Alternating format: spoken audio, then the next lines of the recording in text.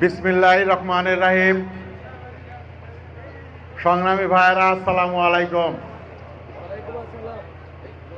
আজকে দেশনেত্রী বেগম খালেদা জিয়া ও আমাদের নারায়ণগঞ্জের সাবেক ছাত্রদলের সফল সভাপতি, আমাদের নারায়ণগঞ্জের সবচাইতে জনপ্রিয় ছাত্রনেতা জাকির খান, তাদের সুস্বাস্থ্য কামনা ও দোয়া মাহফিল ও বন্দর থানা জাতীয়তাবাদী প্রজন্ম দলের সম্মেলন আজকে এই বন্দরের মাটিতে জাতীয়তাবাদী প্রজন্ম দলের পক্ষ থেকে যারা এই অনুষ্ঠান করেছেন, আমি আমার অন্তরের অন্তঃস্থল থেকে সবাইকে ধন্যবাদ জানাই। আমি বাংলাদেশ জাতীয়তাবাদী প্রজন্ম দল নারায়ণগঞ্জ জেলার পক্ষ থেকে বন্দর থানা প্রজন্ম দলকে শুভেচ্ছা ও অভিনন্দন জানিয়ে আমি আমার বক্তব্য শুরু করছি। সংগ্রামী ভাইয়েরা, আপনারা জানেন এই নারায়ণগঞ্জের মাটিতে বিগত দিনে যারা আন্দোলন সংগ্রাম করেছেন, যারা এই 17 বছর কষ্ট করেছেন, দয়া করে আপনারা তাদেরকে শক্তিশালী করুন, তাহলে আপনারা শক্তিশালী হতে পারবেন। আর যারা এই 17 বছর পিছন থেকে জাতীয়তাবাদী দলকে শক্তিশালী করেছেন, তাদের কাছে আমাদের একটাই অনুরোধ, আপনারা কেউ যারা শ্রম দিয়েছে তাদের আগে যাওয়ার চেষ্টা করবেন না, আপনারা তাদেরকে এগিয়ে দিন, তাহলে এই জাতীয়তাবাদী দল শক্তিশালী হবে। এই জাতীয়তাবাদী দলের অ্যাক্টিভ চেয়ারম্যান দেশনায়ক তারেক রহমান স্যার একটা কথাই বলেছেন যে শক্তিশালী হতে হলে আমাদের সবার আগে যেটা করতে হবে সেটা হলো এই বাংলাদেশ থেকে ভূমিদস্যু, চাঁদাবাজ, মাদক ব্যবসায়ী বা অন্য কোনো দল থেকে যাতে আমাদের দলে কেউ প্রবেশ করতে না পারে, সেই দিকে আপনারা খেয়াল রাখবেন, তাহলে আপনারা শক্তিশালী হবেন, জাতীয়তাবাদী দল শক্তিশালী হবে। সংগ্রামী ভাইয়েরা, আমরা এমন কোনো কাজ করব না যাতে জাতীয়তাবাদী দলের শক্তি নষ্ট হয়। দয়া করে আপনারা এই জাতীয়তাবাদী দল যেন আগের চাইতেও বেশি ভোট এই বন্দরে পায়, আমি আমার প্রজন্ম দলের পক্ষ থেকে এই প্রজন্ম দলের নেতৃবৃন্দ দল এবং বন্দরের বাংলাদেশ জাতীয়তাবাদী দল, বাংলাদেশ জাতীয়তাবাদী যুব দল, ছাত্র দল, কৃষক দল, শ্রমিক দল, সবার কাছে আমি একটাই অনুরোধ করব, যাতে এরকম কোনো কাণ্ড করবেন না, যাতে আমাদের ধানের শীষের ভোট কমে, মানুষের দুঃখ পায়। বিগত দিনে আমরা দেখেছি এই বন্দরের মাটি না, শুধু নারায়ণগঞ্জের অনেক জায়গাতে অনেক কিছু হয়েছে। আপনারা এখনো 6 মাস হয়ে গেছে, আপনারা এখনো এগুলো বাদ দেন, বাদ দিয়ে সুষ্ঠুভাবে রাজনীতি করে এই জাতীয়তাবাদী দলের ধানের শীষের ভোট যেন বাড়ে সেইভাবে কর্মকাণ্ড করে যান। সংগ্রামী ভাইয়েরা, আপনারা জানেন আমার প্রিয় নেতা জাকির খান অসুস্থ, তার জন্য সবাই দোয়া করবেন। বিগত 7 তারিখে যে মামলায় খালাস হয়েছে, এই মামলাটির কাগজ যেতে দেরি হচ্ছে, আল্লাহর রহমতে এই সপ্তাহের মধ্যেই সে মুক্তি পাবে। আমি আপনাদের কাছে আবার তার জন্য দোয়া চাচ্ছি।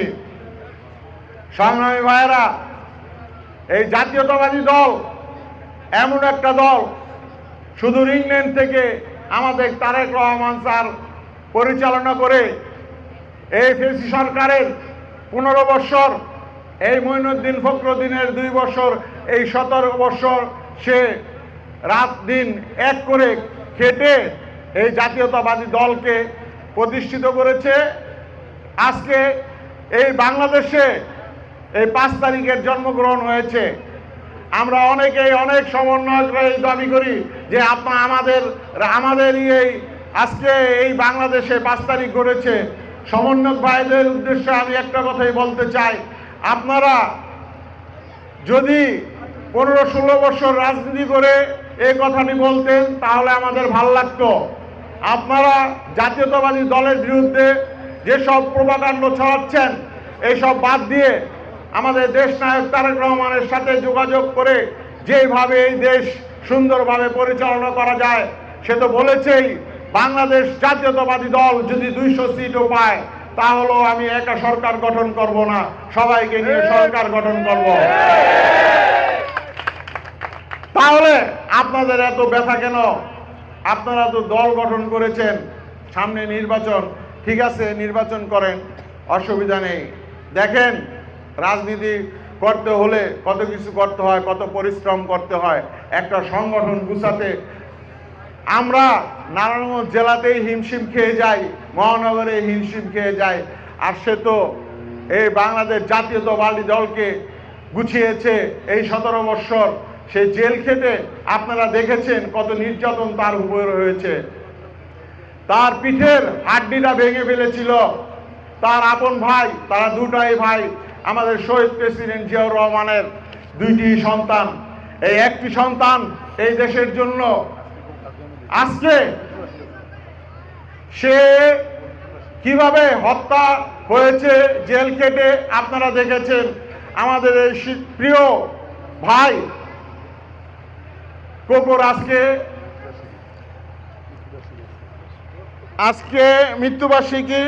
আপনাদের কাছে আমি আরাফাত রহমান কোকর জন্য দোয়া চাই, আল্লাহ যেন তাকে জান্নাতবাসী করেন, সেই দোয়াই চাচ্ছি আমি। সংগ্রামী ভাইয়েরা, তারা 2 ভাই ছিল, তারা অনেক কষ্ট করেছে। তার বাবা যখন সেনাপ্রধান ছিলেন, যখন এই দেশের হাল ধরেছেন, তখনও দেখেছেন তারা কিভাবে চলাফেরা করেছে। তাদের কাহিনী শুনলে এই বাংলার মানুষের চোখের পানি আসে পড়ে। কারণ এই জিয়াউর রহমান স্যারে কখনোই তাদের নতুন কোনো জামা কাপড় কিনে দেয়নি। তার জামা কাপড় দিয়ে ছোট করে ড্রেস বানিয়ে তারপরে তারা স্কুলে গিয়েছেন। আর দেখেন এই শেখ মুজিবুর রহমানের দোসর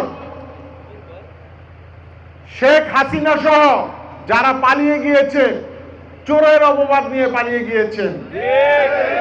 আর আল্লাহর রহমতে দেখেন আমাদের দেশ নেত্রী বেগম খালেদা জিয়ার বিরুদ্ধে কত কথা বলেছে এই শেখ হাসিনা, তার মৃত্যু কামনাও করেছে এই ডাইনি।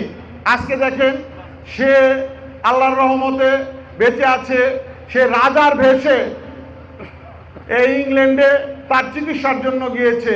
আর সে গিয়েছে কিভাবে? পালিয়ে। আর সারা বিশ্বে তাদের এই ফ্যামিলি কি টাইটেল পেল? চোর চোর চোর।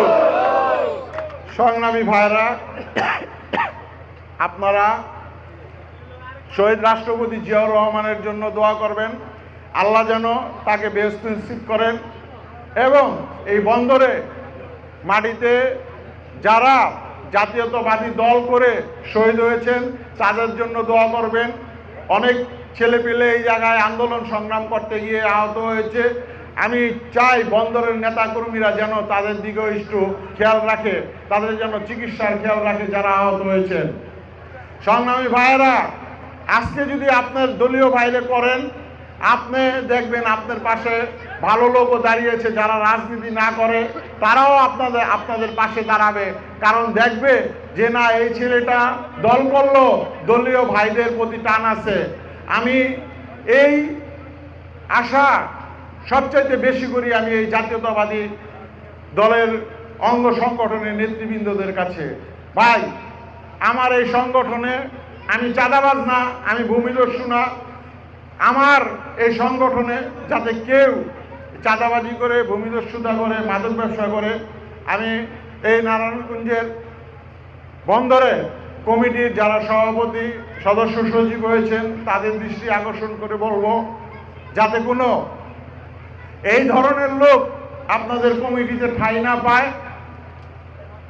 ঠাঁই দিলে আমাদের সবার বদনাম হবে, শুধু আপনাদের বন্দরের বদনাম হবে না, সারা নারায়ণগঞ্জ জেলা ও মহানগরের বদনাম হবে, জাতীয়তাবাদী দলের বদনাম হবে। জাতীয়তাবাদী দল বদনাম করে চলা যাবে না, কারণ সামনে নির্বাচনটা অনেক কঠিন হবে। আপনারা দেখছেন আমাদের দেশনায়ক তারেক রহমান বারবারই বলছে যে এই দেশে জাতীয়তাবাদী দলকে নিয়ে গভীর ষড়যন্ত্র হচ্ছে। এই ষড়যন্ত্র মোকাবেলা করতে হলে আমাদের সুস্থভাবে রাজনীতি করতে হবে। তারেক জিয়ার নির্দেশ মতো এই দেশে রাজনীতি করে এই জাতীয়তাবাদী দলকে প্রতিষ্ঠিত করতে হবে এবং আমাদের মা যেন সুস্থ হয়ে আবার এই দেশের প্রধানমন্ত্রী হতে পারে, সেইভাবে আপনাদের রাজনীতি করতে হবে। রাজনীতি করে কেউ যদি কারো মনের মধ্যে দুঃখ দেন, সেটা রাজনীতি হলো না। জোর করে 10 টাকা কামাইতে পারবেন, 10 কোটি টাকা কামাইতে পারবেন, 10,000 টাকা 10,000 কোটি টাকা কামাইতে পারবেন, 10,000 বিলিয়ন বিলিয়ন টাকা কামিয়েও কিন্তু এই দেশে থাকতে পারেনি, সে চোরের মতো পালিয়ে গিয়েছে। আজকে দেখেন, আপনাদের বন্দরের কথাই চিন্তা করেন, কত প্রভাবশালী নেতা ছিল, তারা আপনাদের উপরে অত্যাচার করেছে। আল্লাহ পাক রব্বুল আলামিন তাদের উপরে এমনই সাজা দিয়েছে, তারা আপনাদের ভয় না, আপনাদের রোষানলে না, জানে যে জাতীয়তাবাদী দলের কর্মীদের দেশনায়ক তারেক রহমান কারো উপরে অত্যাচার করতে না করছে, তারপরও আপনাদের ভয়ে এরা এলাকা ছেড়ে পালিয়ে গিয়েছে। কেউ স্ত্রী নিয়ে গিয়েছে, কেউ সন্তান নিয়ে পালিয়েছে, কেউ নিজে পালিয়েছে। তো ভাই, আমি এত টাকা কামালাম, এই টাকা দিয়ে আমার কি হবে? আমি যদি পালিয়ে যাই, আমি যদি আমার মা, আমার বাবা, আমার স্ত্রী, আমার সন্তান, আমি বন্ধু বান্ধব নিয়ে যদি আমি এলাকাতেই বসবাস করতে না পারি, তাহলে আমি এই টাকা দিয়ে কি করব? এই টাকা দিয়ে আপনি আজকে ফেরারি জীবনযাপন করছেন, আমরা যদি করি, আমরাও ঠিকই এই এরা 17 বছরে গিয়েছে, আমরা না হয় 34 বছর পরে যাব, তবু যাব যদি আমরা 2 নম্বর কিছু করি। বাংলার মানুষ এমনই একজন রাখাল রাজার প্রেমে পড়ে এই বাংলাদেশকে 5 তারিখের মতো ঘটনা ঘটানোর সুযোগ দান করেছে। আপনারা এই রাখাল রাজা তারেক রহমানের কথা শুনে, তার ব্রিফিং শুনে রাজনীতি করুন, আমাদের দেশের মঙ্গল হবে। আমাদের জাতীয়তাবাদী দলের এই জাতীয়তাবাদী দল, সে দেখেন বলেছে ব্যানার ফেস্টুন না করার জন্য। আজকে দেখেন আমাদের কেন্দ্রীয় বিষয় এগুলি নেই। আমি বলবো ফেস্টুনের রাজনীতি, ব্যানারের রাজনীতি এগুলি ছেড়ে দিয়ে শহীদ রাষ্ট্রপতি জিয়াউর রহমানের রাজনীতি করুন, তাহলে আপনাদের জন্য মঙ্গল হবে। ভাইরা, আবারও আমি আমার নেতা জাহির খানের জন্য দোয়া চাই, আল্লাহ যেন সুস্থ রাখেন, তাকে যেন এই সপ্তাহের মধ্যে মুক্তি হওয়ার তৌফিক দান করেন। এই বলে আমি আমার বক্তব্য শেষ করছি। বাংলাদেশ জিন্দাবাদ, বাংলাদেশ জাতীয়তাবাদী দল জিন্দাবাদ, বাংলাদেশ জাতীয়তাবাদী প্রজন্ম দল জিন্দাবাদ। আসসালামু আলাইকুম।